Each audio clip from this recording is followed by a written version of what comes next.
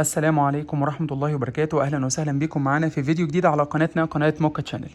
إن شاء الله بإذن الله تعالى جايب لكم معانا النهاردة منتج من المنتجات اللي معظمنا من وقت للتاني بيسأل عليها، وهو الدي راست لوبريكانت أو الزيت اللي احنا بنعمله علشان يمنع الأسطح من التآكل أو من اللي بنسميها إيه الصدى، يمنع تكوين الصدى على الأجسام.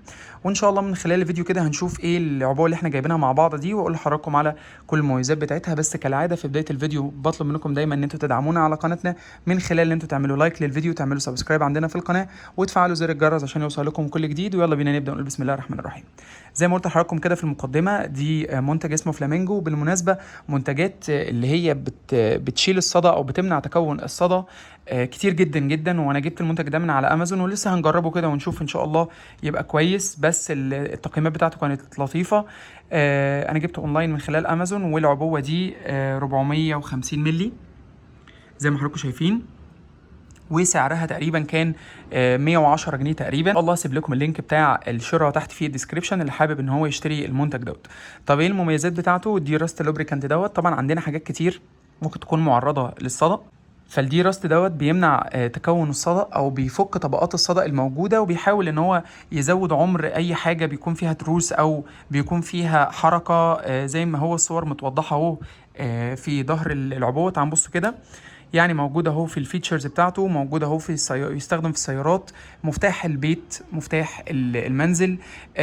لو حد كمان عنده مثلا في اطار مثلا الاطارات الصناعيه، اي حاجه مثلا فيها ترس، فيها موتور، فيها مثلا حاجه هتمشي زي مثلا مشايه كهربيه، عجله كهربيه، او عجله عاديه، حتى اي مكون عندي فيه تروس او فيه موتور وارد جدا انه يصدي بسبب الرطوبه ودرجه الحراره، وبالاضافه كمان للاتربه اللي بيتعرض لها الاجزاء الميكانيكيه. فالدي راست ده بيكون كويس جدا، بيقدر ان هو يمنع الحاجات دي من تكون الصدى عليها، وبالتالي يحافظ على فتره العمر بتاعتها.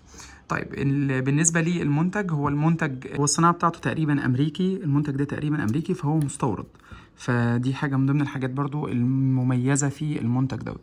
ان شاء الله باذن الله تعالى دلوقتي هنفتح اكتر من حاجه ونرشها بالدي راست دوت، اوري لحضراتكم طريقه الاستخدام بتاعته، ونقدر نرشه على فين بالظبط والاماكن اللي نقدر ان احنا نستخدمه فيها. يعني خليكم معايا كده وتابعوا معايا من خلال الفيديو. زي ما احنا شايفين كده، دي عجله، عجله موجوده، هي عجله منزليه.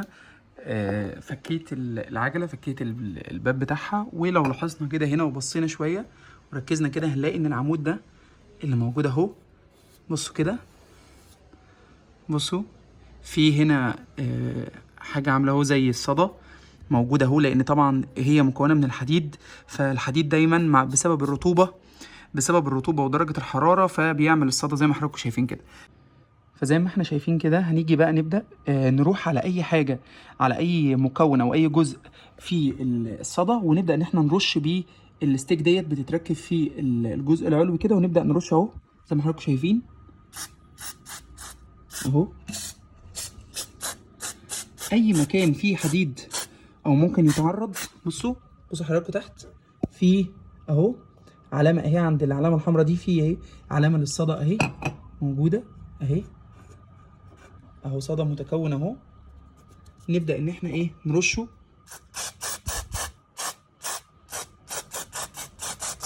بس. منتج كويس جدا، وكمان ريحته نفاذة قوي. نرش هنا كمان برضو على السير،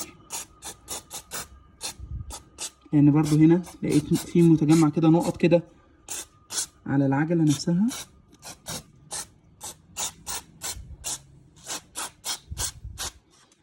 نحتاج من وقت للتاني نعمل العملية دي. بصوا هنا، بصوا البقعة اهي موجودة، فنرش ده كله طبعا.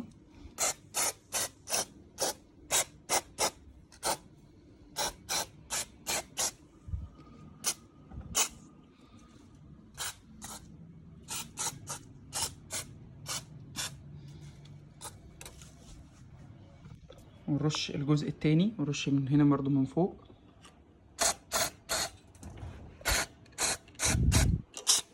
على جميع المكونات اهو.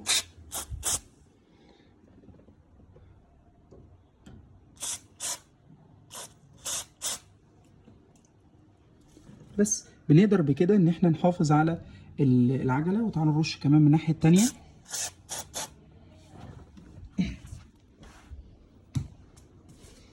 وادي من الجزء من الناحيه التانيه برضو. بصوا البقعه، بصوا الصدى.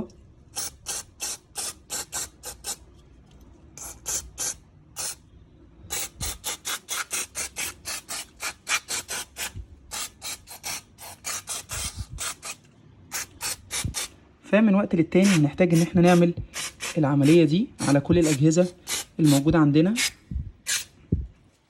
هتكون مفيده جدا ليها. بس خلاص كده وريت لحضراتكم اهو طريقه الاستخدام بتاعته. ونقدر كمان نستخدمه على لو عندنا مثلا الموتور بتاع العربيه، موتور الميه عاوزين ننضف بيه. كمان زي ما حضراتكم شايفين كده هنا في المشايه، فالمشايه هنا اقدر برضو من خلالها برضو ان انا اعملها برضو باللوبريكانت دوت، فاقدر ان انا اظبطها كده برضو وابقى اوريها لحضراتكم ان شاء الله في فيديو تاني باذن الله. ولحد كده نكون وصلنا لنهايه الفيديو بتاعنا النهارده. اتمنى من ربنا سبحانه وتعالى ان احنا دايما بنحاول نساعدكم ونقدم لكم محتوى كويس عندنا على القناه. وكالعاده في نهايه الفيديو بطلب منكم دايما ان انتم تدعمونا على قناتنا من خلال ان انتم تعملوا لايك للفيديو وتعملوا سبسكرايب عندنا في القناه وتفعلوا زر الجرس عشان يوصلكم كل جديد. واشوفكم ان شاء الله في فيديو جديد، والسلام عليكم ورحمه الله وبركاته.